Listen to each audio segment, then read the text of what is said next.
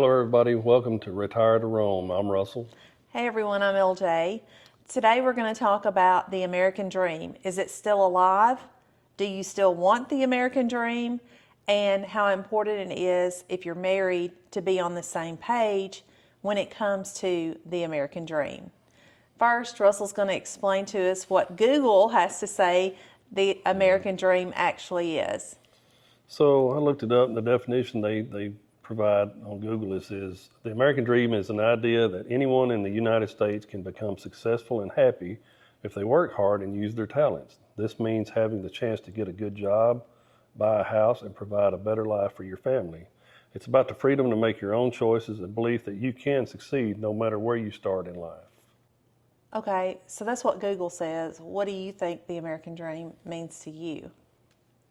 I mean, it's changed and evolved over the years since the inception of the American dream after World War II. There's been a lot of change in America since then and the focus on things. To me, I'm still old-fashioned. I just think that, if you work hard and you save and you buy a home and you live safely in a good area and you're not worried about crime and, you got a good job and you retire after years and Social Security's there, you've lived the American dream. Others, have a totally different look at that.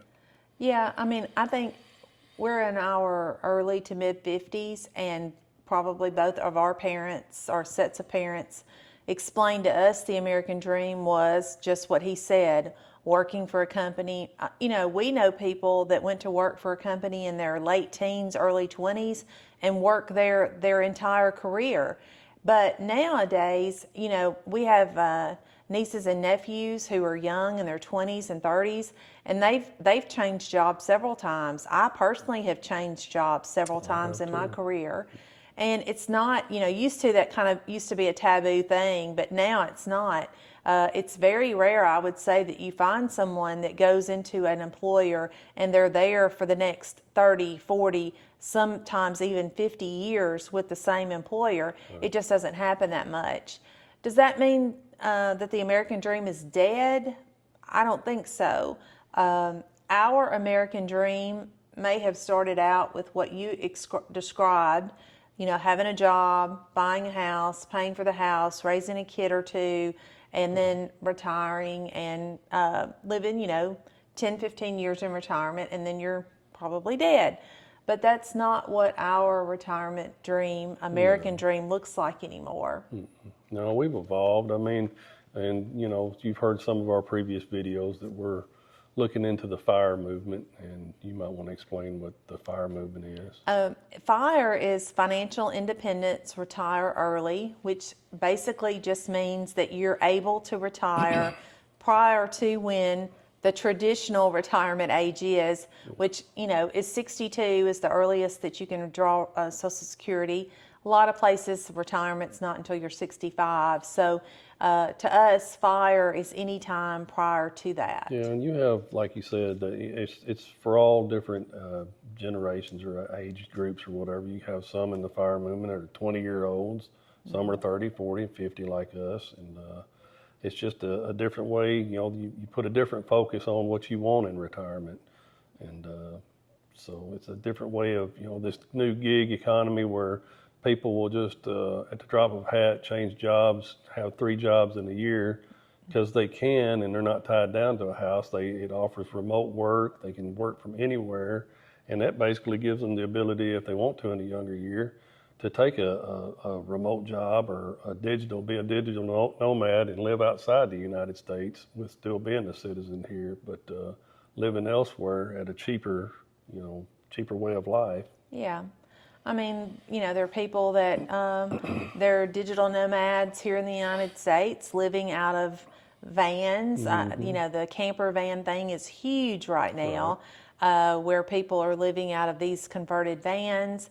You have people living in RVs full time. Tiny houses. The tiny house movement in the last probably 5 years has exploded.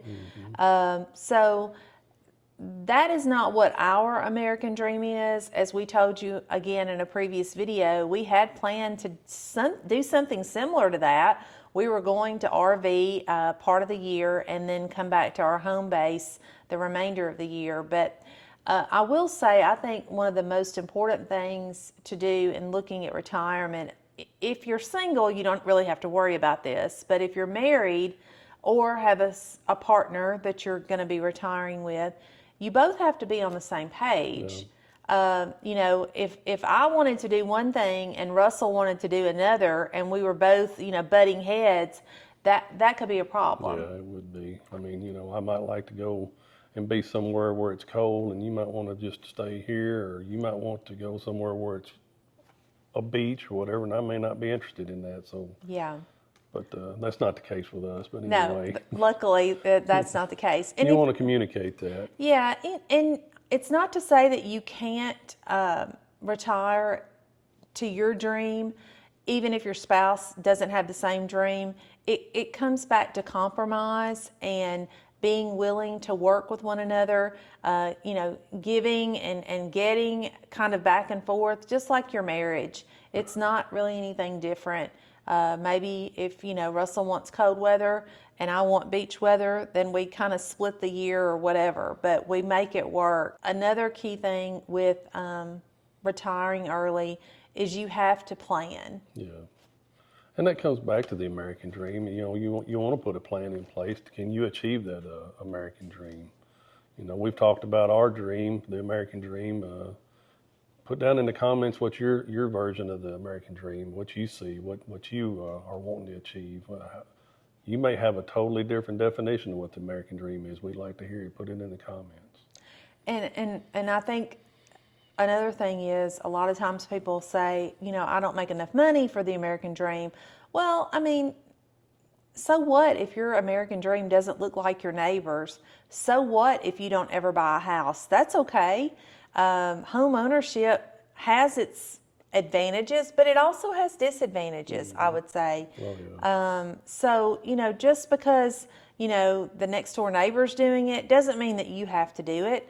And you make the American dream your own. You make What makes what, you happy. yeah, what makes you happy. That's what we're doing. As friends and family find out what we're planning on doing, a lot of them have made a couple of little remarks and have kind of, you know, joked with what we're doing. And of course, we're very serious. We're really researching, we're planning, being very strategic in what we're doing. And yeah, we don't know all the answers. We don't know what the future looks like, but we could be sitting here in our house for 20 more years and not know what the future looks like. So you can't just wait and say, oh, I'm gonna, you know, I don't feel comfortable doing that. I don't know what tomorrow's going to bring. Well, you don't know what tomorrow's going to bring if you're sitting in your same lifestyle. So, I mean, you know, like I said, we've laid it out. We've probably told you this time and time again, but hey, if you want to follow us along on this journey, hey, click the subscribe button, click the like button, and just, you know, ring that bell or whatever. Make sure you follow us on future videos every time we put one out. Okay. Thanks, guys. Hope you have a great rest of the week. Bye.